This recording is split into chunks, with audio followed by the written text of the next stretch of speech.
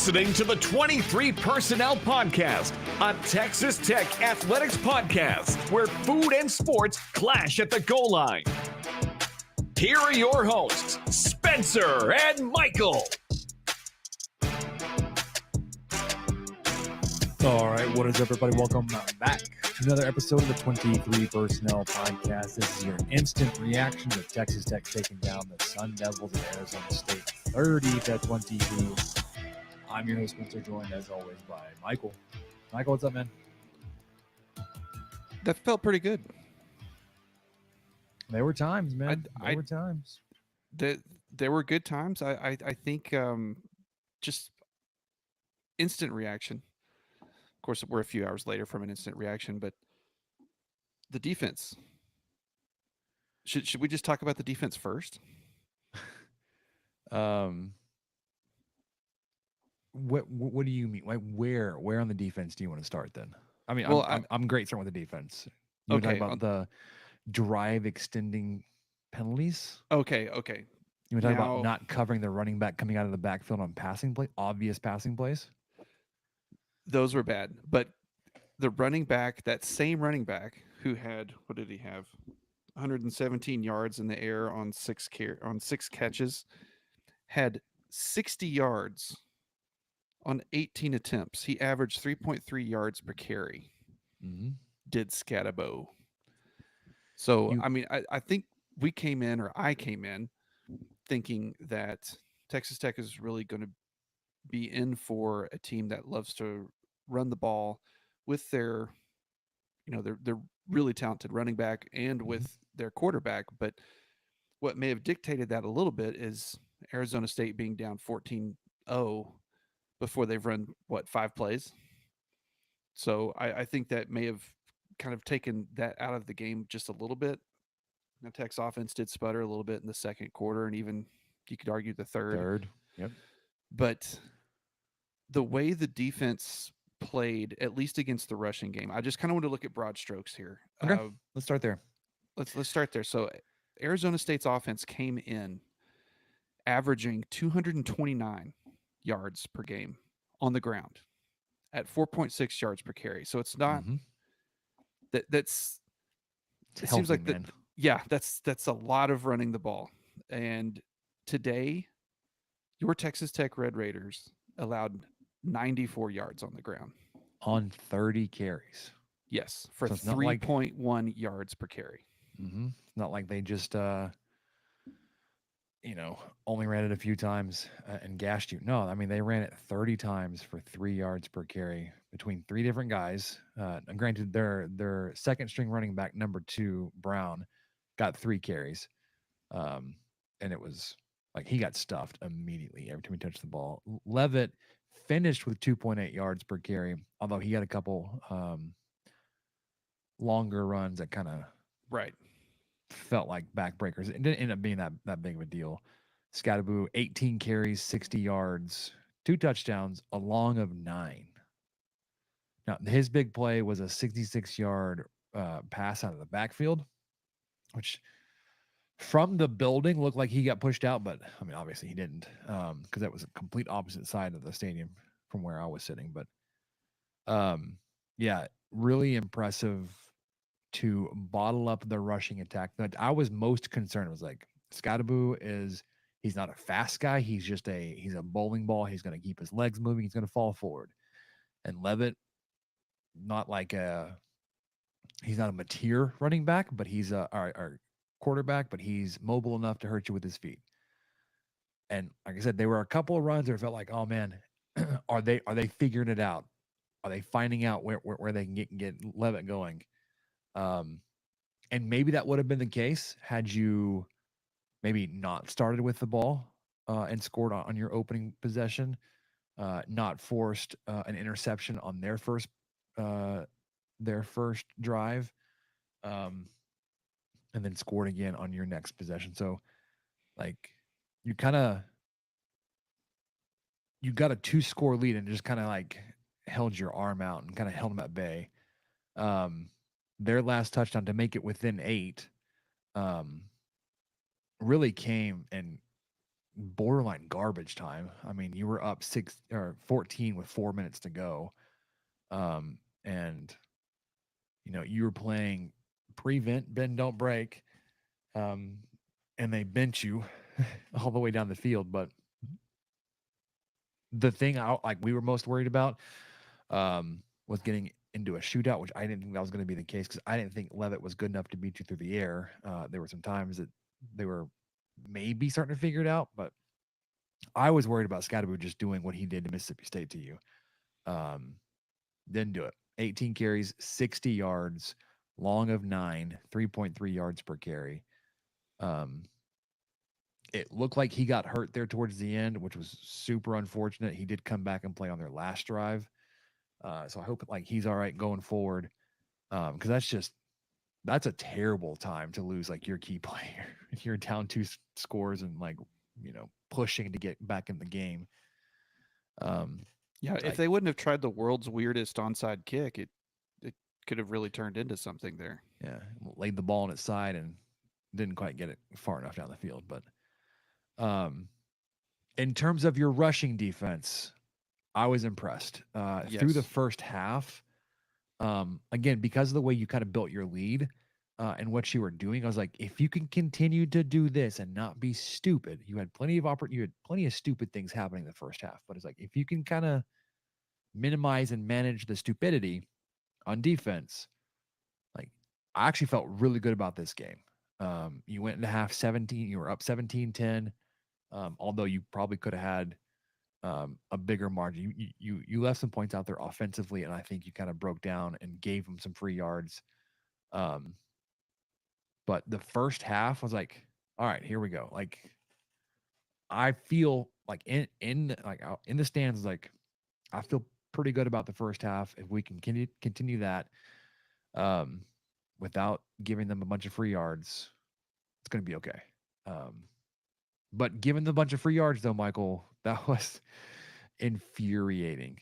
It felt like there was a drive that just seemed like every time Leavitt put the ball in the air, it was a foul. It was a penalty against Tech. And you gave up. Hold on, let me see it. Home penalties, 4 defensive penalties. You gave them 4 first downs on penalties. 3 of them were on that same drive. Yes. Oh my gosh. You had but they didn't score. But they didn't score, Spencer. The defense held. It was a 4th and inches. No harm, no foul. That was the bright spot. You did. Well, and I know you're in the stadium. But the first one, okay, I think the first one was indisputable. That was pass interference. I think the other 2 were technically called holding instead of PIs, so the penalties weren't quite as severe. But those were pretty weak. And I know for a fact that it was either Douglas or Kelly got held later in the game. Jersey was completely pulled and untucked, nothing. I just thought the other 2 were questionable, to say the least. But the first one was, I feel like that was an obvious penalty that you've got to call. Yeah, and I'm not saying what you got called on were bad. I think one of them, there was one down the. Okay, so they were driving north. It was on the far side from the broadcast. I think it would have been that last holding against Peoples or whatever. They showed their replay, and I was like, he didn't touch him. I don't know where they got hold. Yes, there was obviously a little bit of contact, but there was no hold. There was no grabbing. There was no pulling on Jersey. I was like, I don't know what they saw. The pass interference and the other hold, I'm not upset with the officials for calling it. I'm upset that we committed the penalties, that we were allowing them to continue a drive. Because at that point in the game, I made a comment to my wife who was with me. It was like, they started the drive at the 15. They got all the way down to the other 15. So they were 70 yards, but they kept flashing their running stats in the stadium. Total yards. They had 35 total yards. Over 2 drives, 35 total yards. Is but they've gone 70 yards of field position because of these stupid penalties. It's gotta knock it off. Settled in, like we said, did not give up points on that drive, which was astounding. Loved that. Um, but that won't be the case every game out. That you can give that many opportunities and have the team not capitalize. A couple more.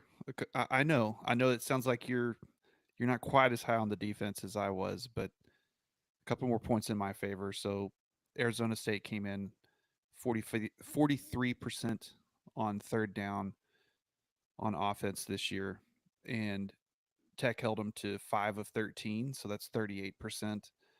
Arizona State came in 83% on fourth down attempts this season.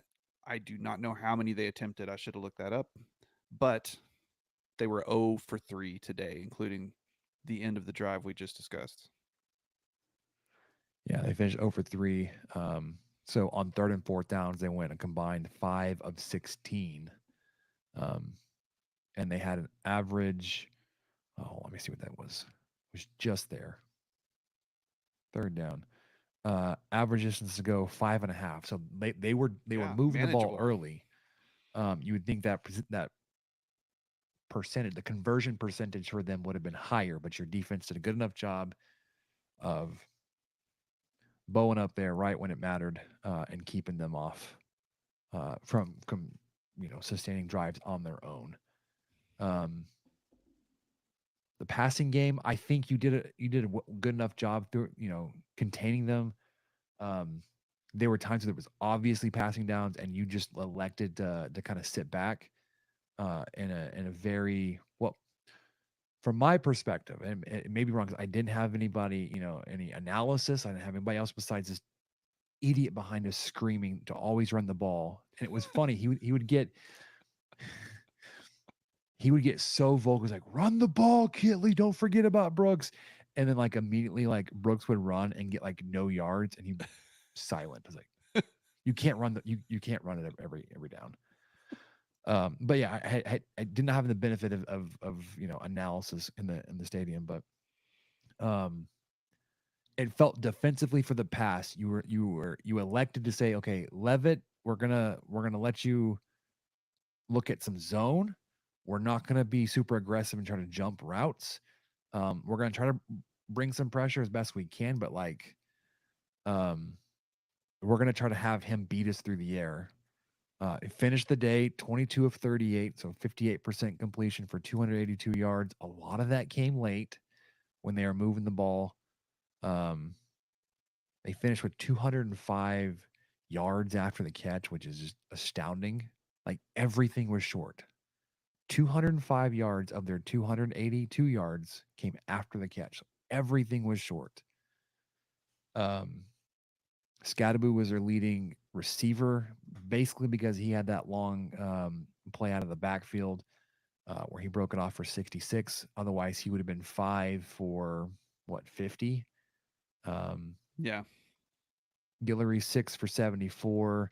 Long of 19. Brown had 3 catches for 23 yards. Their big tight end, number 7, Mateer, 3 catches for 22. Nobody beat you bad. They did not throw a touchdown, and you had 1 interception there on their opening drive. It felt like you could have had more. There was one there where Levitt. So I guess it was the second quarter. They were driving south. Levitt threw it, and it was like there was nobody there except for Chapman Lewis, who dove and hit the ground. He didn't obviously complete that interception. I was like, I'm not even sure who he was trying to throw it to. I guess there was a receiver that like ran a crossing route kind of through there at one point, but like it was so late and so overthrown. I was like, that's the only one that makes sense, but he missed them bad. So I mean, your pass defense was okay. You really need to find a pass rush because your pass, like your coverage is not great. You weren't, like I said, you weren't super aggressive today.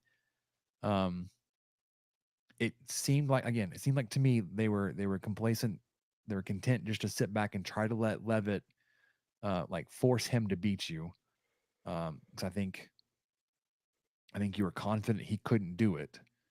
Um, you built a lead and you just kind of, you know, played keep away, which was offensively. I think if you're ready for that, Michael, I think was a thing of beauty there for a stretch to Yes. see your offense snapping the ball with 2 and 3 seconds on the play clock. Oh my goodness, it was a breath of fresh air. I had a group of people around me cheering and clapping because of that. I was like, I was very vocal when that You was were happening. surrounded by ball knowers. Especially Except for the one guy over my right shoulder who kept screaming about run the ball. Anyways, you already talk about the offense, or you have anything else on the defense you want to touch on? No, I'm good. That I don't really think there was much else I wanted to focus on the defense. I know the penalties were bad, and even if they were ticky tacky, you've got to learn. Hey, maybe they're going to start calling this. Maybe we should adjust in how we're covering guys a little bit and learn from what they're actually giving us. But one other unfortunately bad note about the defense was Arizona State was 4 out of 5 in the red zone. So if they got in the red zone, they put up points. Yeah. But only finished with 22 points, going for 2 on their last touchdown. Oh, that receiver did them no favors. Was a head scratch. Like if you want to go for 2 to go for the win, like you could have done that on like you score a touchdown and you get to 21, or whatever it would have been, 23, and then like you still need to recover an onside kick and score another touchdown. Then you could go for 2. But what it did is it forced you to go for 2 just to even tie it. But that was, I don't know. It didn't bother me at all that they tried that and failed. All right, home team, Texas Tech, offensively. There we go.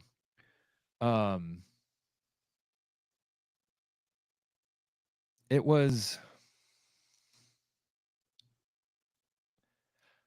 It felt like, and I'm gonna borrow a term that the Gauchos and specifically Kyle were using. It felt very much in the first half you were hitting them with body blows. You kept running Brooks, even though you were only getting 2 and 3 yards a carry. You were like, we're going to wear them down. Eventually, this is going to pay off.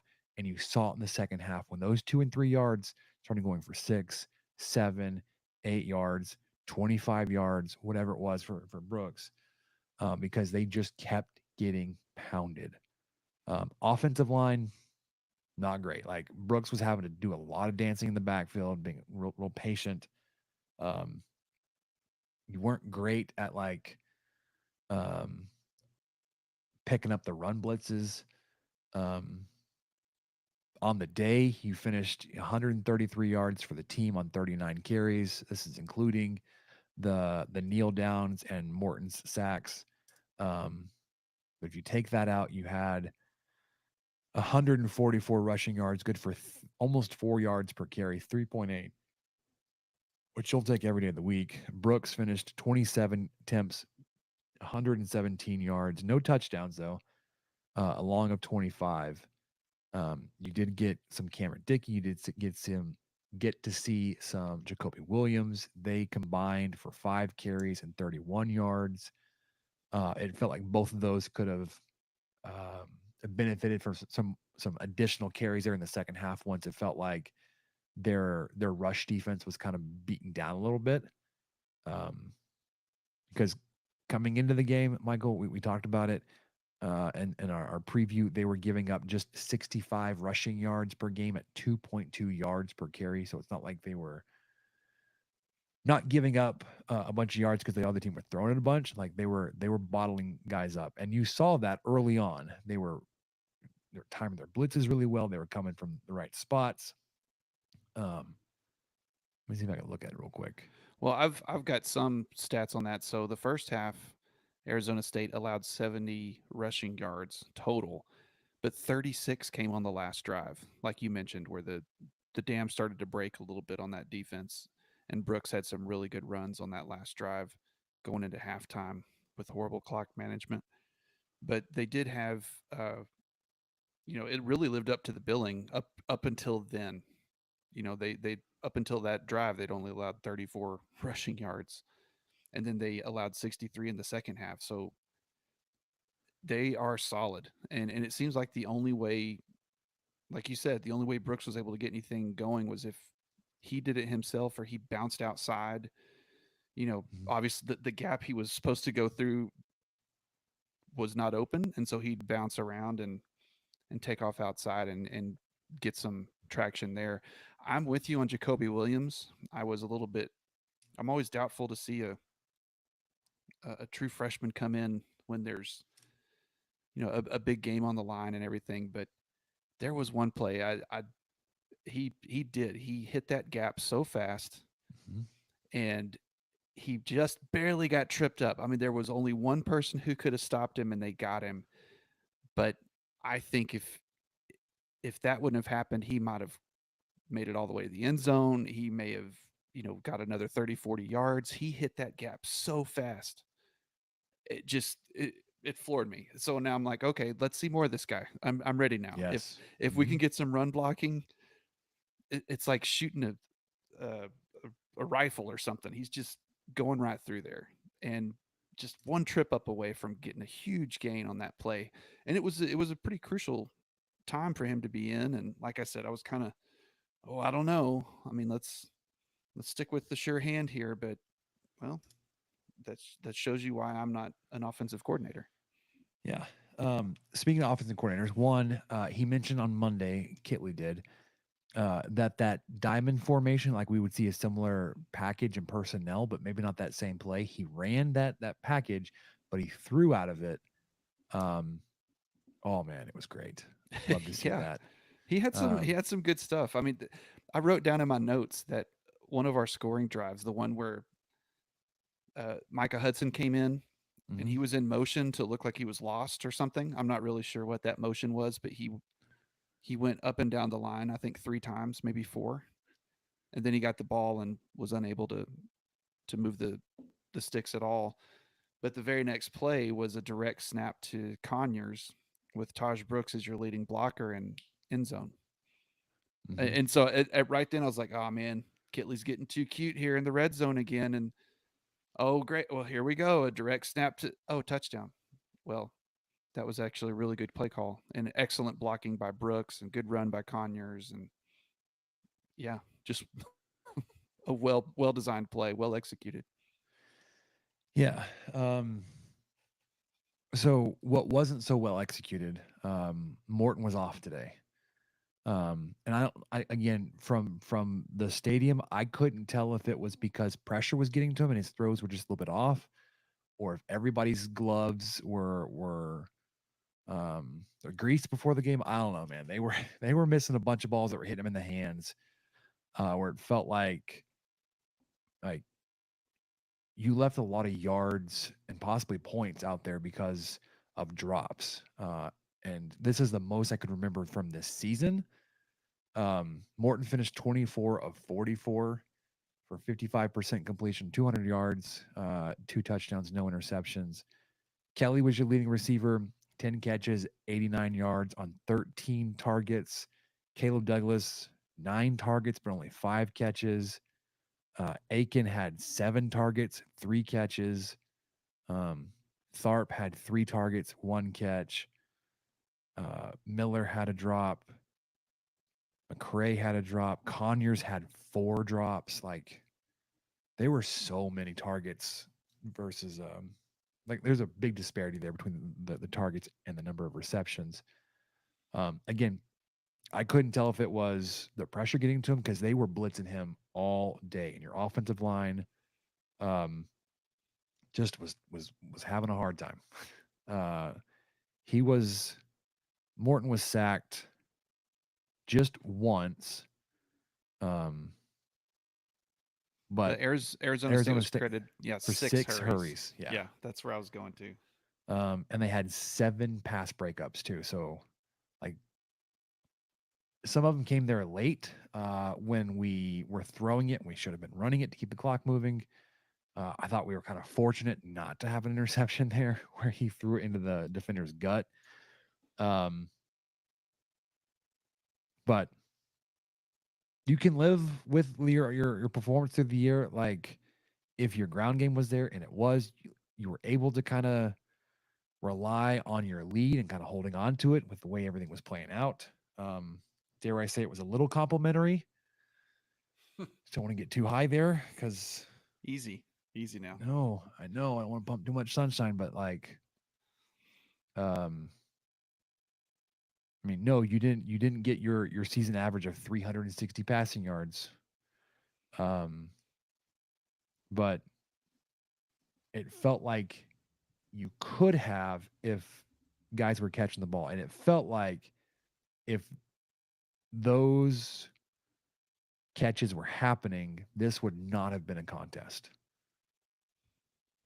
Like it felt like your offense was really slowed down, mainly because of those drops. Do you agree or disagree there? It definitely altered the flow of the game. I don't think there was ever even a chance that Tech was going to try for a fourth down because of how much the offense kind of sputtered in those areas. But yeah, this felt a lot like, at least in the passing game, it felt a lot like Washington State in the way that there just wasn't anything going on down the field. There were a lot more plays. Excuse me.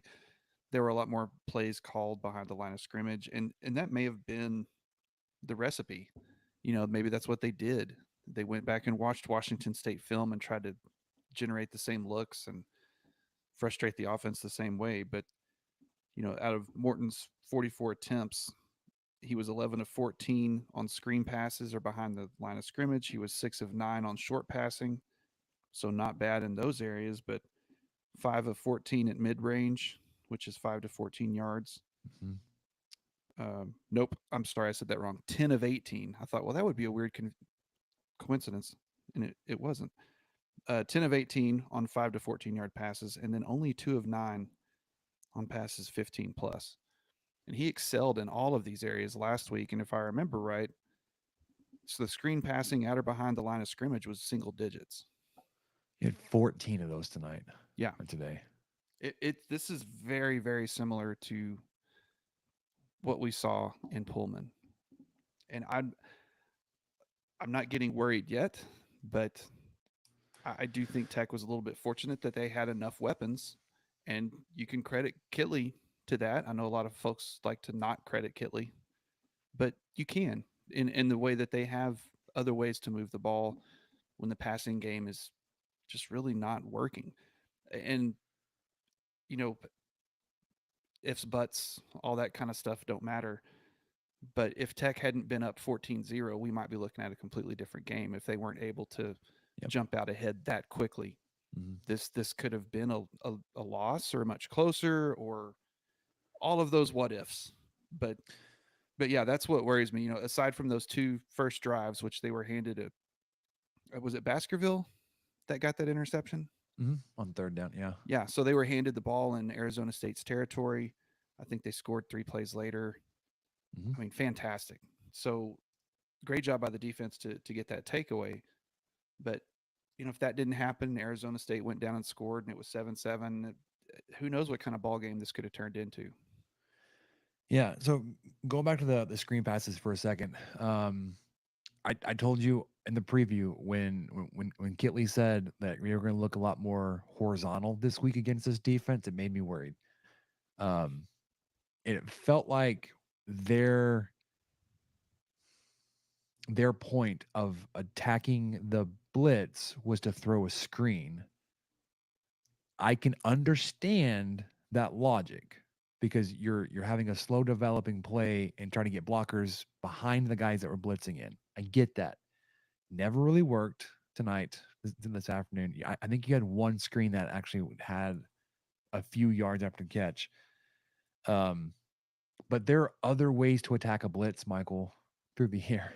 Like you throw it at the blitzer or where the blitzer's coming from. And I just felt like we were much more set up to throw a screen that direction. It was like, it's taking too long.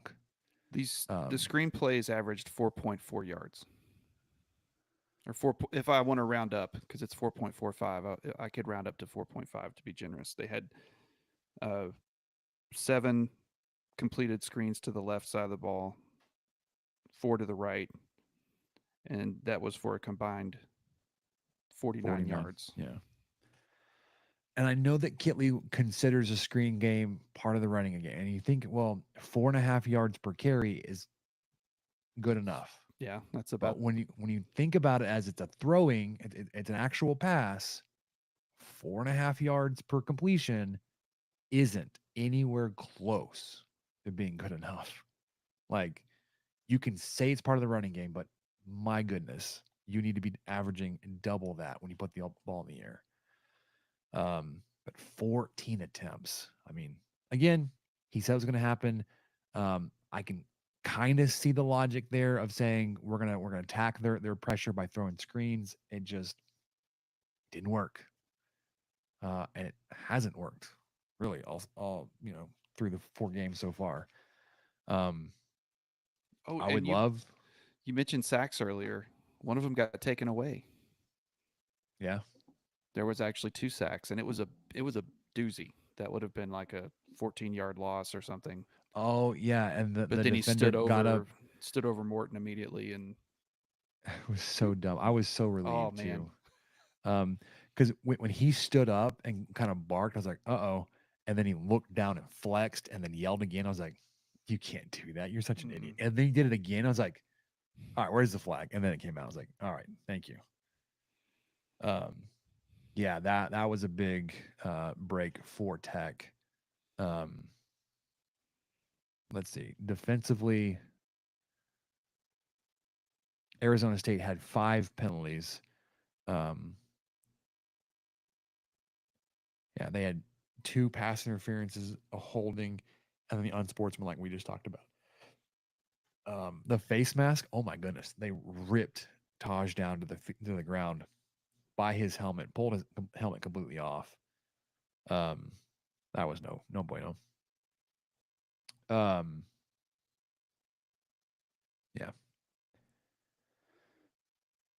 I don't know what Cincinnati's defense looks like. I don't know if it's a 3-man front or 4-man front. But I think, unfortunately, what you're seeing, this is a comment we just got on YouTube from Laura. What we've seen so far through 4 games is if you pressure Texas Tech, our passing game, like, it breaks down. It comes real short, pretty predictable, and it's not explosive. Like, we've got guys out there with a bunch of skill, but like, we're just not very explosive when you throw the ball at or behind the line of scrimmage. Shocker, I know. And that's what we're doing against the blitz. Is that we're not throwing behind the defense, we're not throwing it behind the blitz, we're throwing it outside of it, and it's not been effective. I should have been paying more attention, but and maybe they didn't want to go back to the same well they went to last week. But is it just me, or was there not nearly as much play action this week? No, there's very little. And that seemed so effective last week. Maybe they just didn't think it would be, or maybe they were pulling a Coach Klein and Waterboy and faking the fake. But that was a very good recipe last week, and I was hopeful that we might see it a little bit more, or even for a drive or a quarter, maybe not the whole game. And I wonder if had they tried it because of how much pressure they were getting, if it would have been, if they just would have eaten us up, because they were bringing lots of pressure. They were, again, we heard this coming in. They're going to come from all over. They're aggressive. They're going to blitz. I think if we slowed down even more, something like a play action, if that would have been even worse. I don't know, because you didn't see it. It could have been perfect. Don't know. So we didn't see it. What we did see, Michael, 30 points, which is just about a touchdown under your season average. In case he asks, how about a slant route? Yeah, it would have been nice too. I think you ran a couple. Yes. And I remember one of them was missed, like hit him in the hands. It was one of those drops. But yeah, more slants. Shuffle pass. You had one of those. Oh my gosh! In the stadium, I thought it was an interception or a fumble that they Oh, returned man. for an almost a touchdown. We That was like, lucked out. oh, that was a forward pass ish, Yes. and Conyers never controlled it. Thankfully, I thought that way from the house too. I don't know why I thought that was a loose ball, but it was obviously a pass, incomplete pass. yeah, Everyone calmed down, but I was not calm there for a while. The blood pressure was rising. yeah, and it felt like we were kind of forcing things with Conyers. Is like he was trying to play up against his old school, like you saw with Kelly against Washington State. Like we're getting too amped up here. We're trying to force it. Because they're great athletes, but they did not, play out of their minds against their old schools. But thankfully, it was an incomplete pass, not a fumble, because that was returned, I think, to the one. If not, in like I don't know if they scored on it, but it was close. yeah. As we wrap this up, Mike, I want to look at the CFB graphs projection real quick. The win percentage in total for Texas Tech for this game had them at 29.8 points. Talk about being spot on there. They had Arizona State at 28.3. And I guess really you held them to half that, except for that last 2-minute possession drive there. Speaking of that, that's the last thing I want to get to is the way you took the air out of the ball there. What you should have earlier, but let's see, was it the punt? No. Shoot, what drive was this? Was it the second to last? No, it was the one you ended with a field goal. You went 5:45. Actually, the drive before that too. Well, you were slow all day, which is great. You had 3 drives of 5 minutes or more. 5:55, 5:45, and 5:03. All of those had 11 or 12 plays. You had an earlier drive that had 12 plays for 4:14. You were very methodical, but especially there late. Yeah, it was the drive you had the field goal on. You took over the ball with 12:39 left in the game. You took almost 6 minutes of clock off, and you ended that drive with a field goal. But it was great that you slowed the clock down there. You kept it moving. You were snapping it with under 5 seconds to go each time. It was beautiful until you got to those final 3 plays. Like you got close, and then you lost your cool, you lost your edge or whatever. We're almost to the end zone. Let's see, quarter 4. Let's see if I can find it real quick. Yes, okay, here it is. Rush, pass, rush. And then you go from your own 35, you get down to the Arizona State 23. And at this point, you're taking off like 5 minutes of clock. And I was like, this is beautiful. Like, 1st and 10, Baron Morton pass, incomplete, intended to Aiken. Clock stops, 7:42. Taj Brooks rush for 1 yard. You got the clock moving again. And then, so 3rd and 9, you throw incomplete. It was broken up. Clock stops at 6:58. Those around me in the stadium can confirm this. It's like, we don't need 9 yards here. On 3rd and 9, I said, we do not need 9 yards. What we need is that clock moving. That's the stopping the clock on the 1st down. I was like, what are we doing? Stop it. Just keep it moving. Because like when you got that first down, I was like, great, that's 2 more minutes of clock that you're gonna eat up. And then you throw it on first down, incomplete. It's like, what are we doing? Rush for 1 yard, whatever. And you throw it on third down. I was like, what are we doing?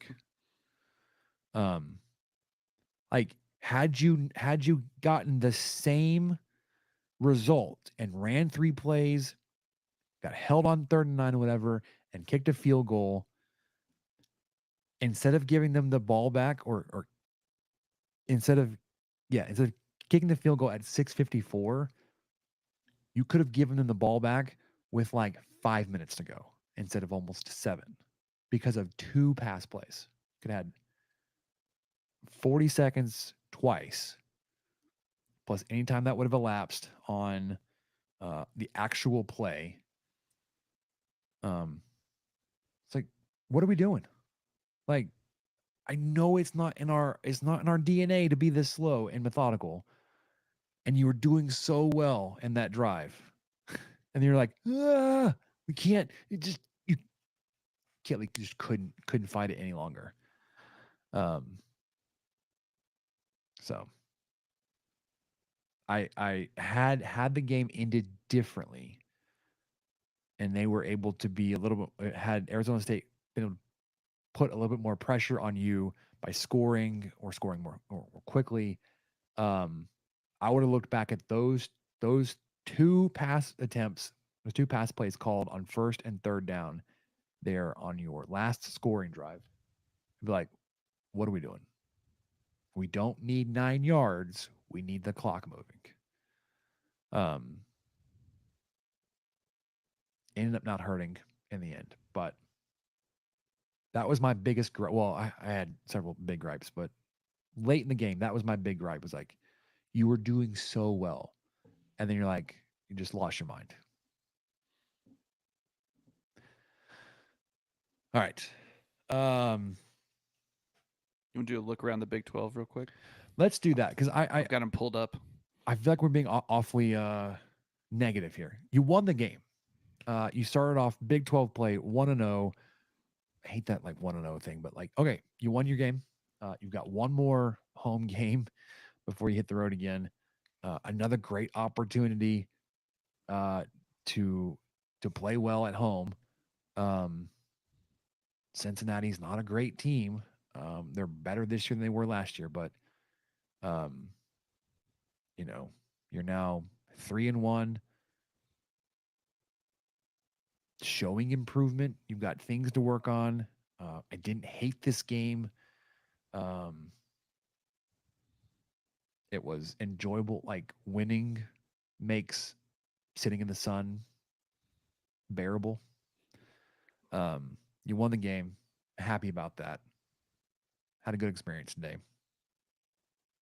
So, well, we'll speaking have of much more of the recap on this game on Tuesday. But let's get to the Big 12 look around, scores, and all that kind of stuff.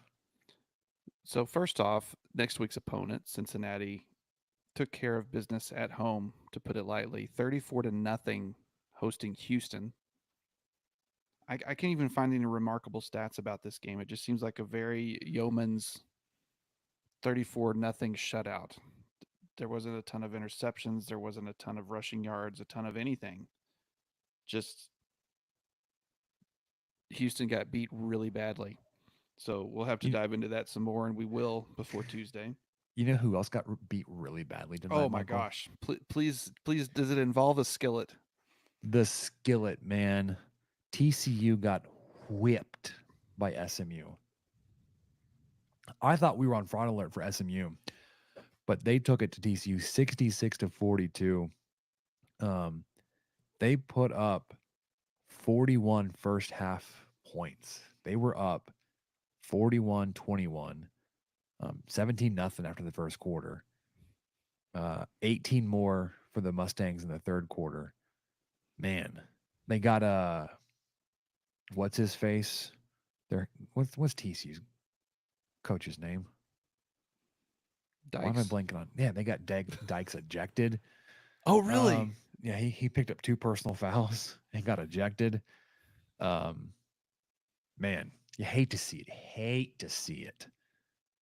I TCU was losing there. I was hoping for 82-27 personally, but didn't quite get it. Yeah. Utah went into Stillwater. I'm not sure what happened with Cam Rising. I saw that he started the game but did not finish it, I believe. Passing leader was Zach Wilson's brother, which I guess is just what we're calling him now. Zach Wilson's brother. Well, you know what? I don't think Rising played at all. He didn't record a stat. Well, then, yeah, he probably didn't play at all. Yeah, that would make sense. Unless he was just in and handed the ball off and got hurt. I don't know. Utah goes on the road and wins by a field goal, 22-19. We did see in the stadium they were given like an update. What was it? We saw. I guess it was 10-3 at half. Like, what's going on? Well, and then it was 22-3 in the fourth quarter. And Oklahoma State came back and made it really interesting. And I caught myself kind of rooting for them, and I hated myself for it. How could you? I know. Because they were playing Utah. We can't stand. That's Utah. it. That's how much Utah annoys me. You start rooting for the Cowboys. So yeah, Utah wins 22-19 on the road in Stillwater. Iowa State blew the doors off Arkansas State at home 52-7. Who cares? West Virginia. This was a game that I think took 6 hours to play because of a couple of weather delays. West Virginia wins at home 32-28. I know hardly anything about this game. I was at my kid's soccer game, but I believe Kansas was leading late. West Virginia scored 15 points in the fourth quarter to steal that one away from the Jayhawks. Kansas, Big 12 dark horse. Right now, 1-3. Oof. And right now, tied on the road in Boulder, Baylor at Colorado 24-24, fourth quarter with 9 minutes left. That one's been fun to watch. I have it on the TV up above us. It looks like they're going for it on 4th and 8, and by they I mean Colorado. Good. Sanders with the ball. Say it a lot of time chest. for once. A lot of time, and gets sacked. Oh my gosh! Couldn't find anybody open. That so they turned the ball over on a 4th and 8. I did not pay attention where they were on the field, but they were at 35. Tie ball game in the fourth quarter. That won't come back to haunt you. Did you watch any of the game last night? The Illinois-Nebraska game? No. My kid and I went to a movie, but I mean, I came home and I was checking scores, and it was crazy. All 3 of those games looked like they had fantastic finishes, and I missed all 3 of them. Well, I don't know if you can call the ending fantastic. Well, because Nebraska should have won that game, and just, I mean, Dylan Raiola, as good as he is still a freshman. He absolutely screwed them up. He took a sack. I think he took 2 sacks there in overtime. Ooh. Like, throw the ball away. Defensively, the running back for Illinois on their first play got down like inside the 5. They scored a touchdown, and then Nebraska just moved backwards. I think they finished on the opposite back of midfield. It was kind of tough to watch.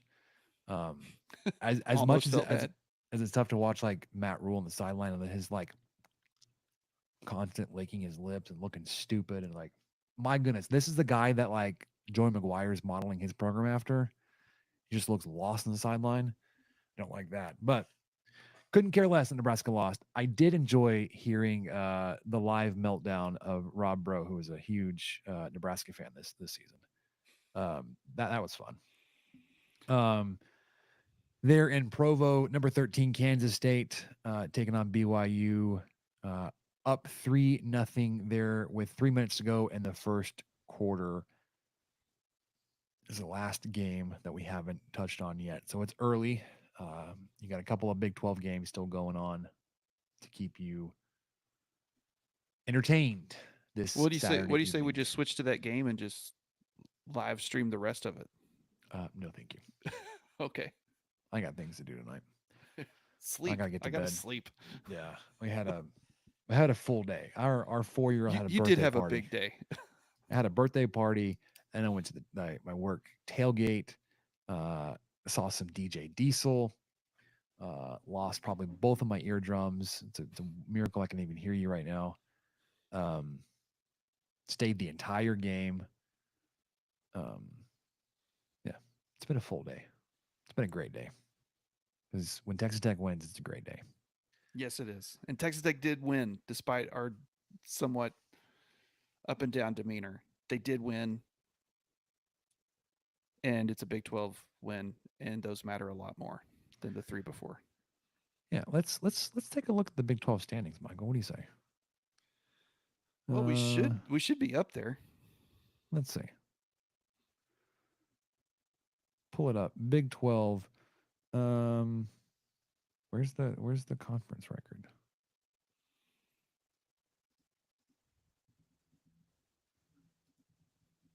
Hold on a second. Well, I've got another question for you. Because I forgot that I had this. I thought of this before we recorded. Okay, Big 12 standings. Teams that are 1-0: UCF, Utah, Cincinnati, Texas Tech, West Virginia. That's it. Everybody else is 0-1 or 0-0. So back to Cincinnati. They are 3-1. Texas Tech is 3-1. Mm-hmm. Texas Tech's one lone loss is in Pullman. Cincinnati's one lone loss is a 1-point loss to Pitt at home. But they took care of business against Towson and Miami, Ohio, and Houston. And of those 3 teams, they beat Houston most soundly. All I'm getting at is I'm trying to make this matchup sound really enticing. 2 1-0 Big 12 teams, 3-1 overall. Maybe we'll get a good time slot and a good channel next week when they. I don't know when they open up that 6-day window tomorrow to give us some fresh air and let us know where the majority of the Big 12 games will be played this coming weekend. I don't know if CFB graphs have been updated just yet in terms of stats. As of tonight, Saturday night, Texas Tech is a 2-touchdown favorite in that matchup. Just putting that out there. 35-21. I don't know if we want to put that out there, because if we want a good time slot and not be on FS2 or something, this is going to be we need to sell this as like a really close nail biter of a game that a lot of people are going to be tuned into. Big fans. This is like the Chili Bowl. It has not been updated. So they're both of these teams are marked as 2-1. So we'll check back. This is before today's matchups between Arizona State and then with Houston. Texas Tech was a considerable favorite at home. So we'll see if that holds against the Bearcats. All right. That'll do it for us on the 23 Personnel Podcast. Those of you joining in the stream with us, sorry we didn't get to all your comments. Thanks for coming through. We will be back Tuesday night about this time, 9:15, to chop up the Arizona State victory is what it is. You won today, and then getting ready for the Cincinnati Bearcats coming down. But Texas Tech wins 30-22 for Michael. I'm Spencer. We'll catch y'all next time. Thank you for listening to the 23 Personnel Podcast. Help us out by subscribing, rating the show, and leaving a review. Follow us on Twitter at 23 Personnel, Spencer at PuntSuck, and Michael at Michael_LBK. Be sure to catch the next episode. And until then, guns up and let the tortillas fly.